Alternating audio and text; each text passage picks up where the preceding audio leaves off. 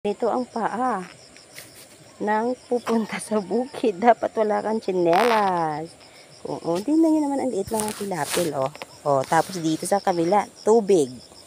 So, dapat magpapaa ka lang. Kasi kung hindi ka magpapaa at nadulas ka, maaga ka pa magsiswimming dyan. O, diba? Ganyan lang.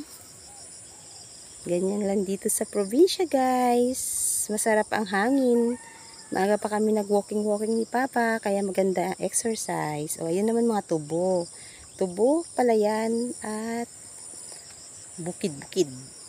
Ayan, diba? Ang ganda sa mata, nakaka-relax. Green grass of home.